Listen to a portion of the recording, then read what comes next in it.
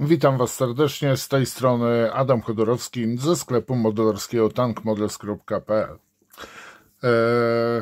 2 lata temu zrobiłem film o czyszczeniu aerografów, no i wielu z Was pisze właśnie w komentarzach do tego filmu, że super, dzięki, sporo pomogłem wielu użytkownikom właśnie aerografów, szczególnie tym domowym modelarzom takich jak ja.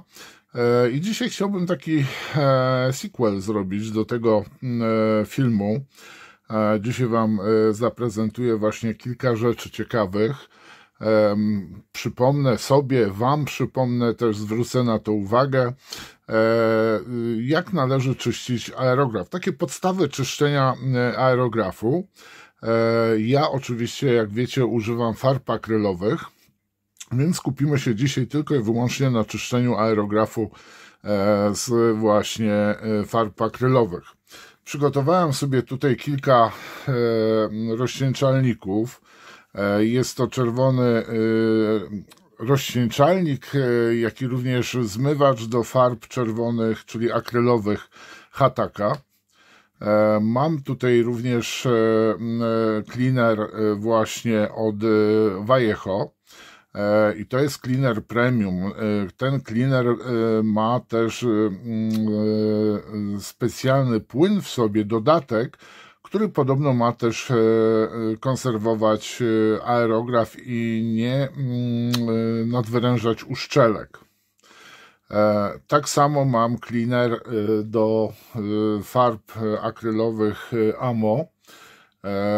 Bardzo dobry zmywacz, bardzo dobrze czyści aerografy, pędzelki, to co jest od Amo by Mick Jimenez.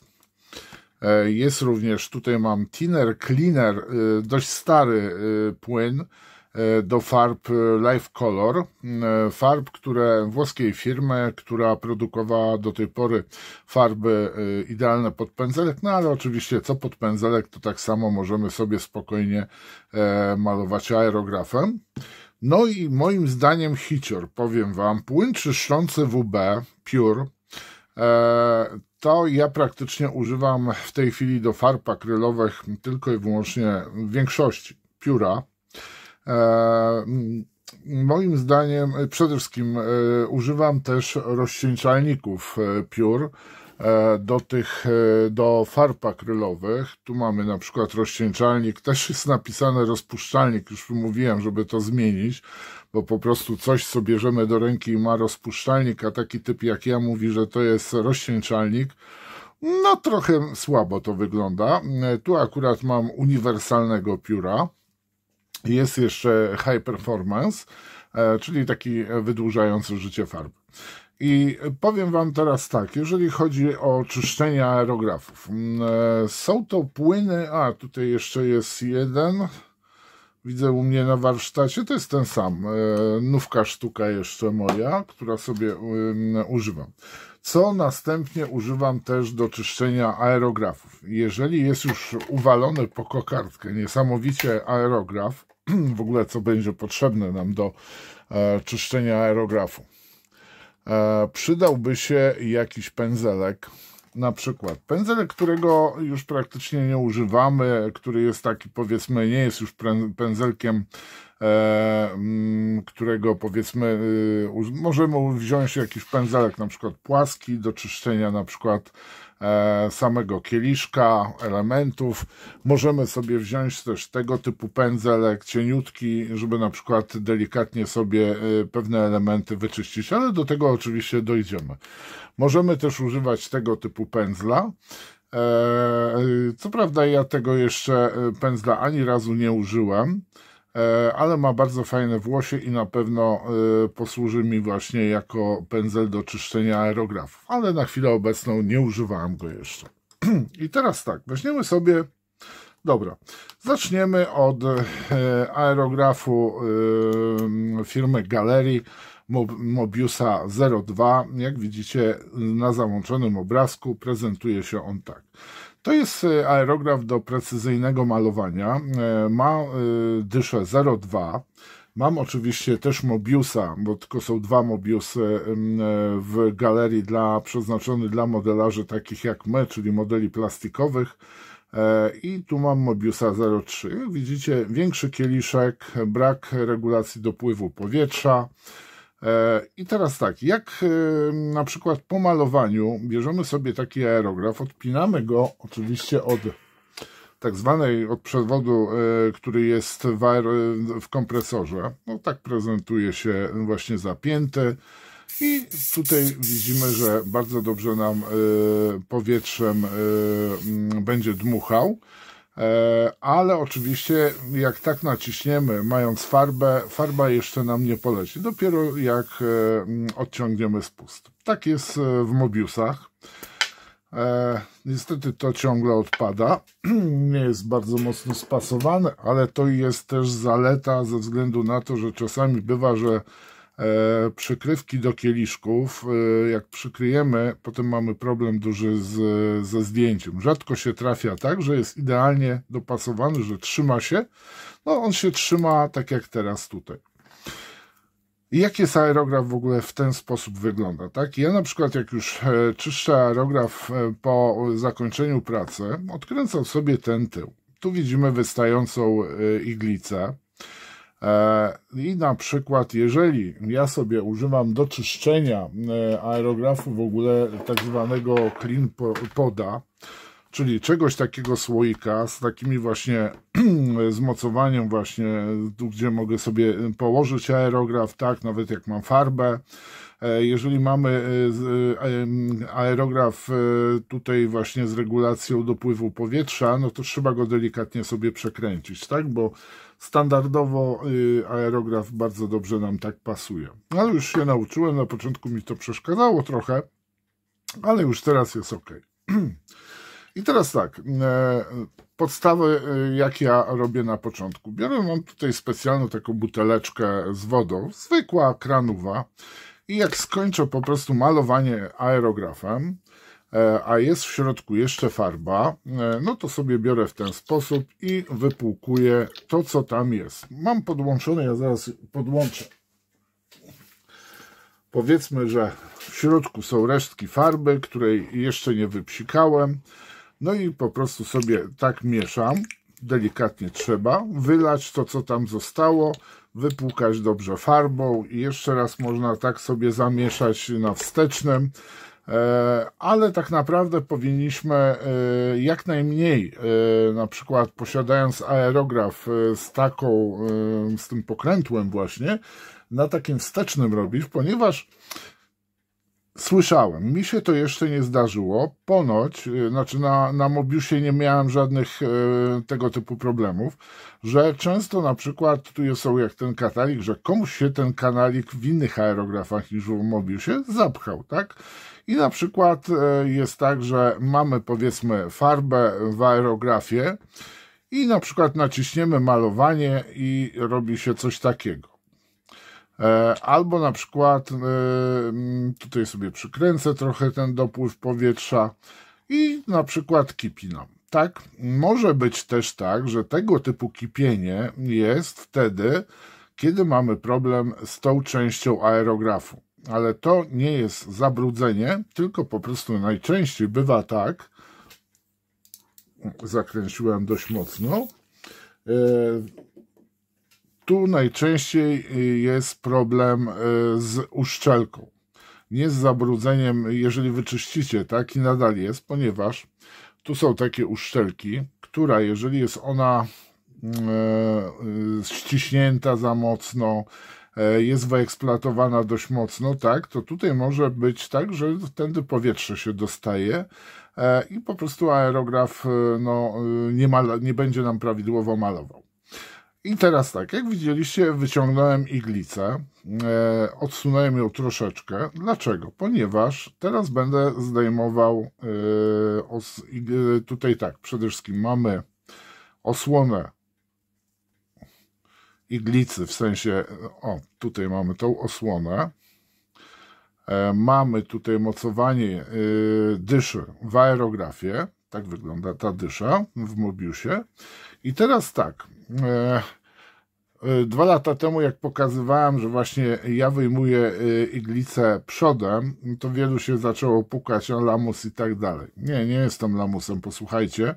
Tylko jeżeli tu mamy farbę na tej części iglicy, to po prostu wycofując iglicę tyłem, w przypadku na przykład aerografów z zakręcaną dyszą, nie z pływającą, i jak ktoś wyciąga tą iglicę tędy, to tu pamiętajcie, dość sporo tego zanieczyszczenia z tej iglicy zostaje nam w aerografie, w środku. I teraz zwróćcie uwagę, ja mam tu taką podstawkę. Ta podstawka zwykła tacka, to jest po prostu, tu położyłem sobie jeszcze chusteczki.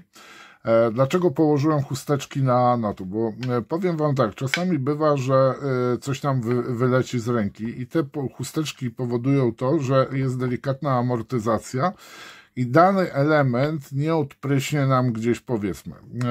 Jest to taka miseczka i też ma krawędzie, tak? Więc w ferworze walki nie ucieknie nam żadna część aerografu, no to może kosztować. I teraz tak, mamy skończoną pracę, odkręcam, jak widzieliście, wyjąłem już iglicę, dyszę, mocowanie dyszy, jak i również osłonę. Odkręcam sobie również tutaj kieliszek.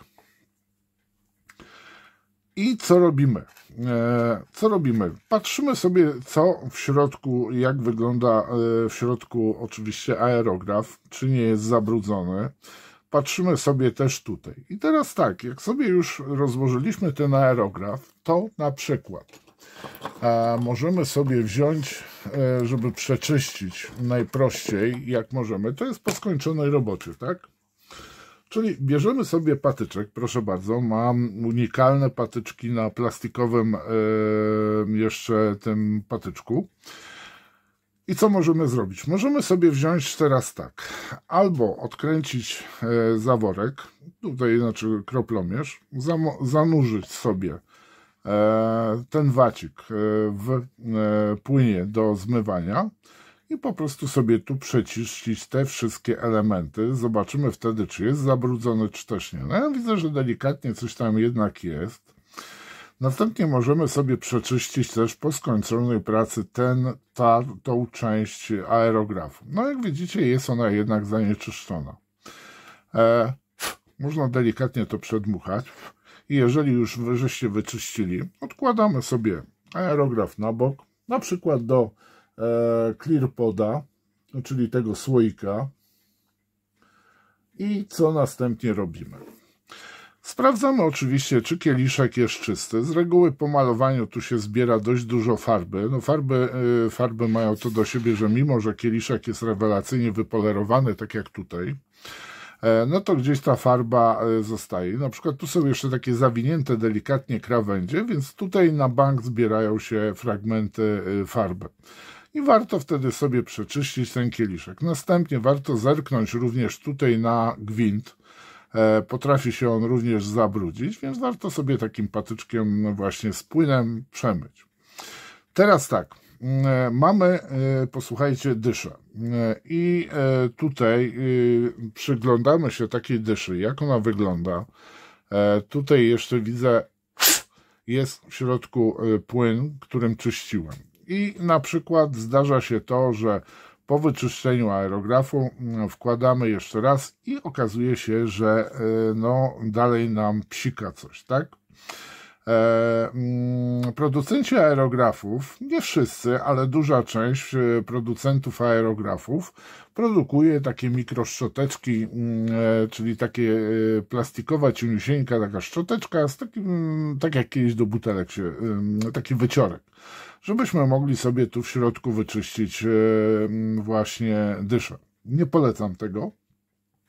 Lepiej sobie wziąć właśnie w tym momencie, jeżeli będziemy czyścić dyszę, jak najdłuższy pędzelek. Zamaczamy sobie na przykład w butelce i tutaj mamy bardzo cieniutki ten pędzelek i możemy sobie go delikatnie wyszorować tym pędzelkiem.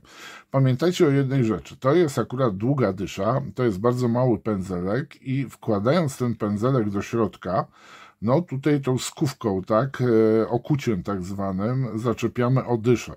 Tego nie proponuję robić, więc tutaj najlepiej sobie znaleźć właśnie taki pędzel z dłuższym włosiem. Ja tak zaglądam tam dalej, chyba coś takiego mam właśnie. Nie, to nie jest to. To jest pędzelek, posłuchajcie, bardzo fajny do suchego pędzla, ale można tego typu pędzelek użyć właśnie najpierw nałożymy sobie do środka, powiedzmy, sporo płynu, żeby on nam tu był. I spokojnie sobie tego typu pędzelkiem, tylko że mówię, on będzie już na straty, bo on się zacznie rozszapiżać. Wymyśl w środku spokojnie właśnie dyszę. Jeżeli okaże się, że dalej dysza po prostu ma jakieś przytkania, to należy użyć, mam nadzieję, że gdzieś tu w czeluściach szufladę, a nóż, a widelec się znajdzie. Nie widzę tutaj akurat. Ach, i widzę, że mi jedna rzecz zginęła, posłuchajcie, bo jeżeli macie już czyścić aerograf, dyszę przede wszystkim, to do dyszy nie wkładamy nic metalowego, ani coś, co ma po prostu jakiekolwiek właśnie plastikowe elementy. I najlepiej tego typu rzeczy po prostu wziąć sobie właśnie, wymyć dokładnie pędzlem. Patrzę, czy jeszcze gdzieś tu jest jakiś pędzelek, ale widzę, że ja tu remanent robiłem wśród pędzli i nie mam takiego pędzla. Zakładamy, że to jest ten taki większy pędzelek. I mając ten płyn, po prostu sobie delikatnie myjemy w środku dyszę aerografu. Możemy to spokojnie przedmuchać sobie. Możemy też dobrze jest wziąć sobie dyszę, na przykład z zewnątrz ją umyć. Z reguły tu na końcu zdarza się, że też jest farba, ponieważ ta dysza no, wystaje. Tutaj akurat widzę, że jest. I teraz w miarę mycia właśnie tej dyszy pędzelkiem razem z płynem, z cleanerem, czyli ze zmywaczem, ona nabrała już tutaj, jest jednolity metalowy. Kolejną rzeczą, jaką należy umyć w aerografie, jest ta osłona dyszy i iglicy jednocześnie. Tu często zbiera się dużo farby i ona tutaj tak samo się osadza na tym elemencie, czyli na osłonie dyszy. Tu wkładamy dyszę i wkręcamy, a to jest osłona iglicy dyszy, powiedzmy w ten sposób. I jak mamy taki element, to warto wziąć sobie właśnie też wacik, tutaj dokładnie to wszystko przemyć.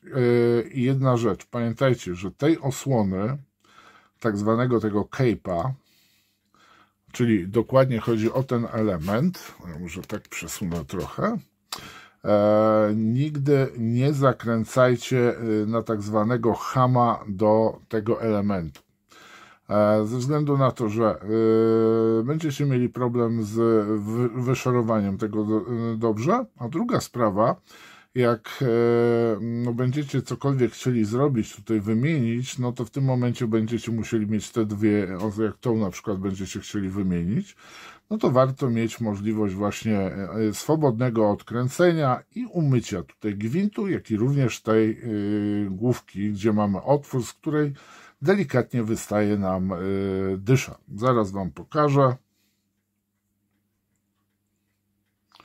I jeżeli wkładacie dyszę pływającą do tej osłony, to po prostu ją delikatnie włóżcie do pierwszego oporu, nic na siłę. I tutaj widzicie, wystaje nam delikatnie, znaczy no, tu jest równo akurat, z tą osłoną wystaje nam dysza. I teraz bierzemy sobie iglicę. Iglica, jak sobie sprawdzicie, już tu sobie tak zrobiłem, tyle wystaje z tej osłony. Tak, tyle wchodzi do dyszy i sobie tak wystaje. I dlatego jest ta osłona, czyli ten element, że na przykład coś malując może się wyślizgnąć aerograf, możecie też w coś uderzyć, iglica Wam się skrzywi.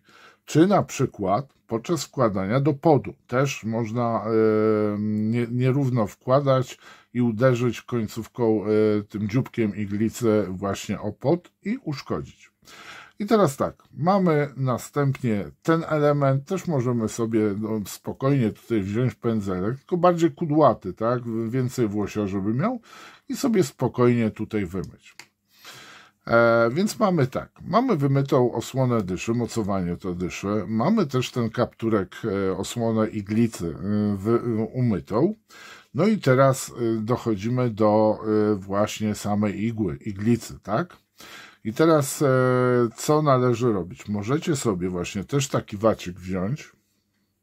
Jeżeli zauważycie tutaj fragmenty farby, to sobie przemywacie samą iglicę, najpierw właśnie tym wacikiem z płynem, bo wątpię, żebyście mieli dotąd uwaloną po prostu iglicę farbą.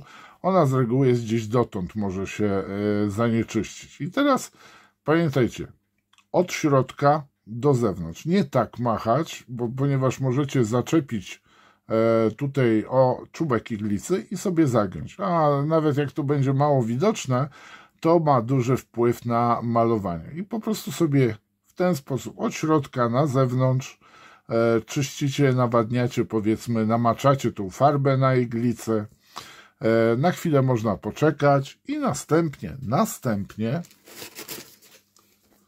możecie sobie wziąć samą chusteczkę, nie pylącą najlepiej, i przetrzeć od środka na zewnątrz po prostu iglicę. I teraz tak, jeżeli zauważycie, że jeszcze ta farba siedzi, to możecie sobie zrobić coś takiego. No na przykład tutaj wezmę, no nie, może zakręcę jednak. Weźmiecie sobie ten właśnie cleaner, delikatnie namaczacie sobie tą serwetkę i uwaga, od środka, od końca bardziej przeciągacie delikatnie, nie wyginając tego, tak? I ta farba powinna wam z czasem zejść z iglicy, jeżeli macie mocno ubrudzoną. Nie polecam tak wycierania, bo możecie sobie końcówkę po prostu zakrzywić i potem będziecie mieli pretensje do farb, że są do bani albo że w ogóle aerograf jest do bani, tak? A tak jak wytrzecie sobie, macie idealnie wyczyszczoną iglicę. Macie wtedy bardzo dobrze wyczyszczoną następnie dyszę. No i warto też o tych elementach pamiętać. I wracamy teraz do samego aerografu. Mamy tutaj ten aerograf i tak jak ja na początku sprawdziłem sobie, popatrzyłem, czy to wszystko jest czyste. Możemy jeszcze raz sobie wziąć tutaj wewnątrz, przetrzeć. I po takim przetarciu należy po prostu złożyć sobie aerograf. I teraz tak, zaczynamy oczywiście od iglicy. Spokojnie ją wkładamy. Tutaj sobie celujemy, bo mamy, pamiętajcie, tam jest otwór i nie ma sensu wciskać tego na hama. O, i tu może nam po prostu ta osłona, znaczy spust może nam wyskoczyć. I należy go, jeżeli mamy tu opór, jeżeli wkładacie iglicę, na przykład i czujecie opór, to znaczy, że coś ze spustem mógł się źle zmienił pozycję i ten właśnie otwór, który tam jest w spuście, tutaj jest w całości niełamany spust, należy wtedy delikatnie tu sobie go sprawdzić, wejść, dmucha, czyli jest prawidłowo włożone. Nie blokuje nam iglicy już, tu możemy sobie włożyć, należy ją przeciągnąć do tyłu, mamy czystą, pamiętajcie. Następnie bierzemy sobie osłonę, wkładamy w nią sobie delikatnie dyszę, pamiętajcie, żeby dzióbka tego nie uszkodzić w czasie wkładania, bo może tak być. I następnie tutaj dyszę sobie, widzę, że ona wysunęła się, cofamy. I jak mamy w ten, patrzymy, czy tutaj nam iglica gdzieś nie wystaje. Delikatnie sobie dokręcamy do pierwszego takiego oporu. Nic na siłę, pamiętajcie, wszystko delikatnie trzeba robić. Nie chciałem powiedzieć nic na siłę, wszystko młotkiem. I teraz tak, jak wkładamy tą dyszę, dociskamy, to do pierwszego oporu. Zakręcamy sobie. To wszystko. I teraz tak, tu nam wystaje iglica, więc dobrze jest czasami cofnąć sobie iglicę, nałożyć tą osłonę w tym kształcie na przykład, zluzować i mamy. Tak wygląda czyszczenie tego typu aerografu, który jest po zakończonej pracy. Oczywiście wasz może być bardziej ubrudzony, tak samo jak i moje aerografy, czasami jeszcze się na zewnątrz gdzieś wyleje farbka, więc sobie go siedzę. Teraz tak, jeżeli po takim czyszczeniu wasz aerograf nadal ma jakieś problemy z malowaniem, wtedy należy wziąć odpowiedni kluczyk. O, gdzieś się schował kluczyk, tu był zawsze przyczepiony. W każdym razie są odpowiednie kluczyki. Na to należy odkręcać kluczykiem, żadnymi cążkami i tak dalej, kombinerkami czy jakimiś. Po prostu poszukajcie jakiegoś kluczyka, który powinien być dołożony i następnie to się odkręca. Jeżeli sobie odkręcicie, sprawdzacie, możecie najpierw sobie tutaj odkręcić, nie wyciągajcie nigdy tego, powiem wam, bo może być problem później z włożeniem. Tam jest, posłuchajcie, pamiętajcie, zawór. Ale jeżeli nadal są problemy po wyczyszczeniu nawet tego, to w tym wypadku dobrze jest użyć kluczyka specjalnego do zaworka, który też gdzieś jest i się schował.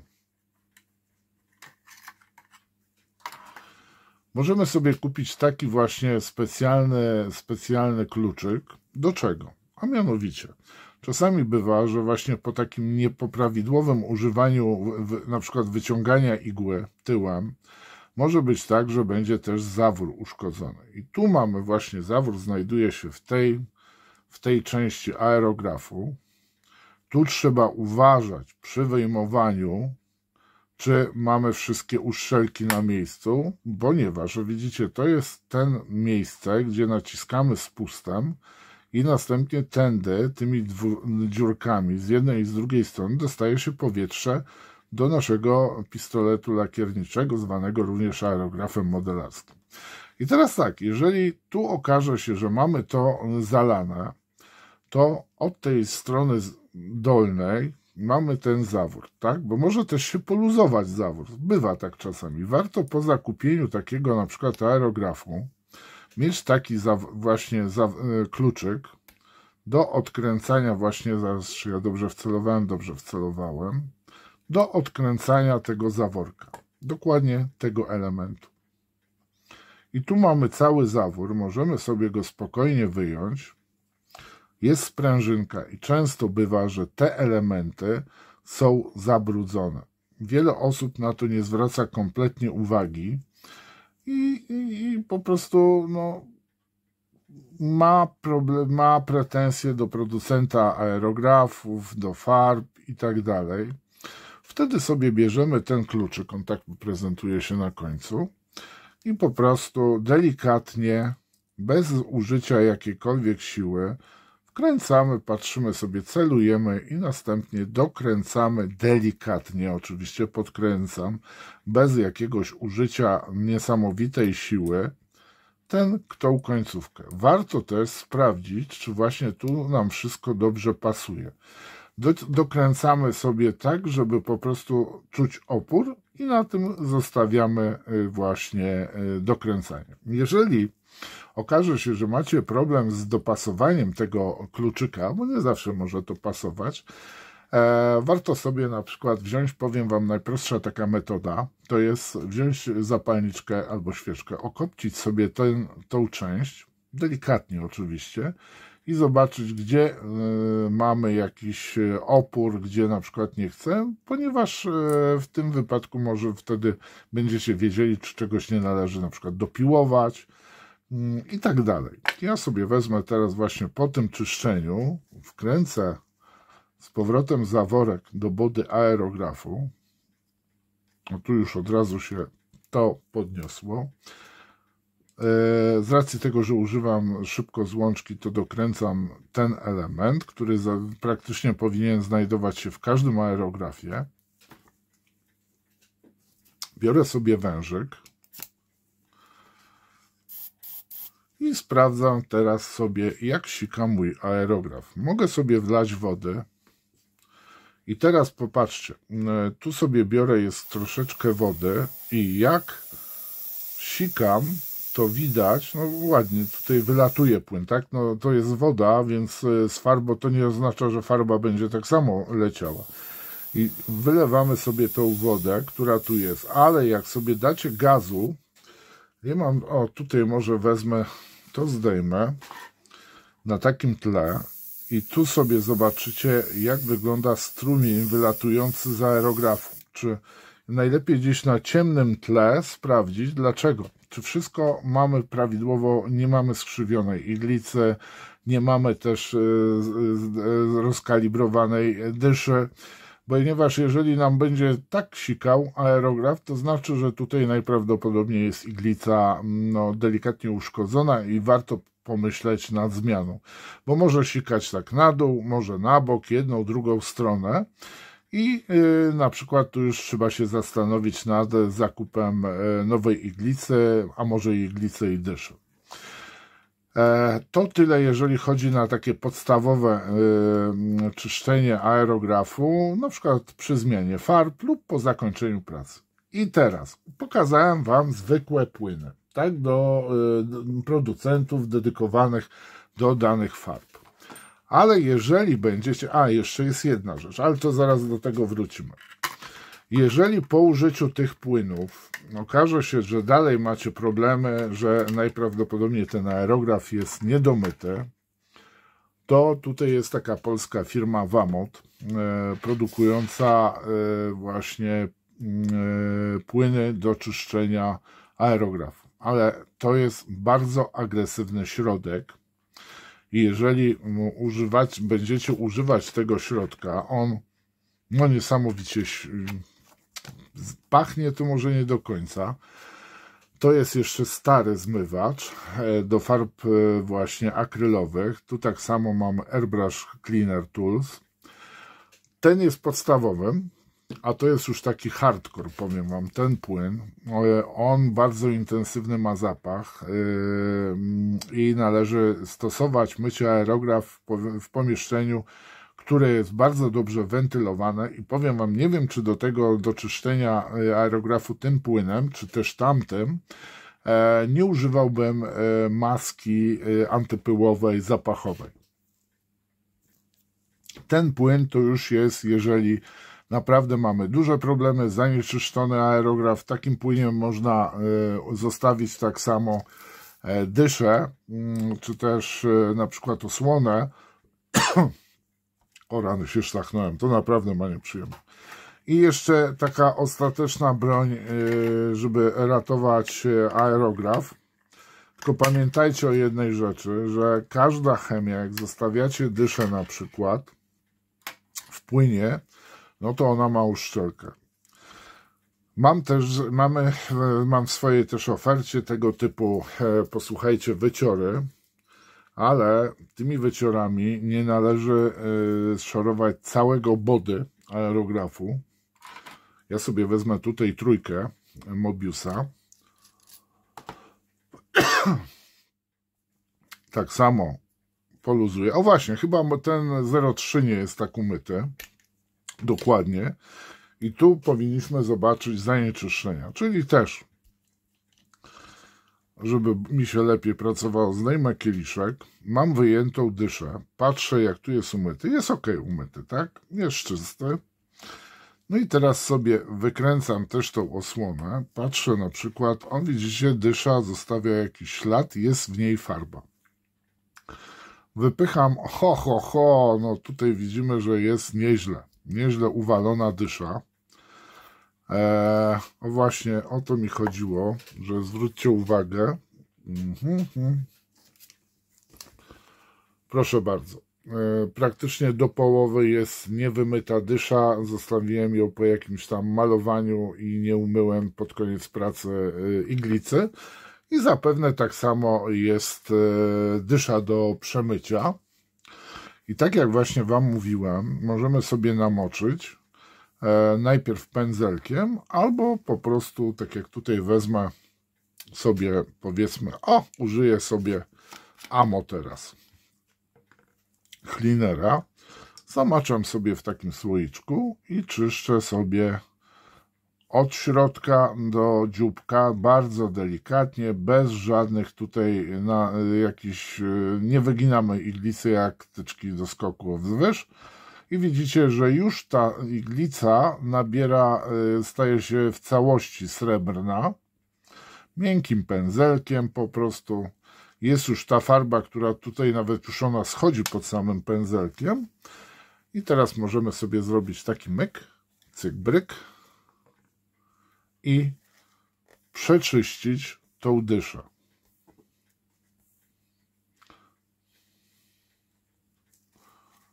No i widzicie, są ślady farby.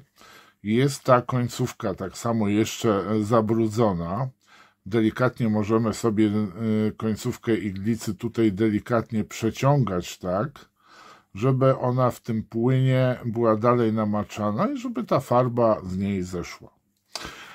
I tutaj kolejna rzecz. Popatrzmy. Tu mamy coś, powiedzmy, zanieczyszczony dalej kanał. Ale tutaj jest zestawowy do sprzedaży końcówka, to ja wezmę swoją. Mam najcieńszy wyciorek. Obyście nie musieli tego używać, ponieważ w środku mogą być uszczelki. I tego typu wycior, jak za mocno będziecie szorować, po prostu może wam wyciągnąć uszczelkę. I wkładamy dosłownie kawałek, delikatnie przepychamy go sobie, tak? Ale najlepiej góra na tym odcinku, że sobie jest duży opór i sobie po prostu czyścicie tu aerograf. Następnie co robicie? Bierzecie sobie poda i możecie tutaj po prostu wlewać sobie wodę, jak najwięcej jej wlewać, żeby po prostu wypłukać to, co tu się znajduje. Nie tutaj też oczywiście, ale to już jak będziecie mieli na maksa zalany totalnie aerograf. I tego typu wymycie aerografu, tu możecie sobie ten płyn wziąć, na przykład ten hardkorowy, delikatnie też go przeciągnąć, możecie go nawet zostawić tutaj, ten wycior z tym płynem, tylko bardzo delikatnie trzeba go wkładać. Tu możecie sobie nalać jeszcze tego płynu i następnie delikatnie, bez żadnych szarpnięć, po prostu wyjmować. Moi mili, ja w ten sposób czyszczę aerografy. To był taki sequel do odcinka sprzed 2 lat i w ten sposób na pewno nie unikniecie jakiejś zaburzonej pracy przy myciu aerografów. Warto właśnie też po zmianie farb przemyć dobrze aerograf, sprawdzić, czy przypadkiem aerograf nam się nie zatka, bo na przykład dużo malujemy, ta farba może nam zaschnąć gdzieś w okolicach iglicy, dyszy, może na iglicy też zostać fragment farby, co będzie nam utrudniało pracę nad malowaniem modelu. Z mojej strony to wszystko. Jeżeli o czymś zapomniałem, pamiętajcie, ja na przykład praktycznie 95% mycia aerografu używam tego płynu, który jest oczywiście w naszej ofercie, jak i również jedna rzecz, ja maluję farbami akrylowymi i warto też zwrócić na jedną rzecz uwagę. Jeżeli będziecie używać jakiegoś płynu innego niż producent farb, to sprawdźcie sobie najpierw, na przykład dajcie kropelkę farby, dajcie danego płynu, czy to będzie zmywacz, czy rozcieńczalnik, czy przypadkiem farba nie będzie się ważyła. Bo na przykład weźmiecie płyn do czyszczenia i ten płyn z daną farbą jakiegoś producenta akrylową może się zważyć i będziecie mieli no takie przysłowiowe gluty w środku. Takie gumisie się stworzą, które nam wydłużą pracę nad czyszczeniem aerografu. Niektórzy mogą tracić też nerwy, co jest niewskazane w modelarstwie i za to Wam dzisiaj dziękuję, życzę miłego dnia. No i ciekawe, może Wy macie inne też sposoby na mycie aerografu, więc zapraszam do komentarzu, lajkujcie, udostępniajcie ten film innym. Możecie wesprzeć też kanał poprzez YouTube'a lub PayPala. Dzięki serdeczne, pozdrawiam Was, na razie.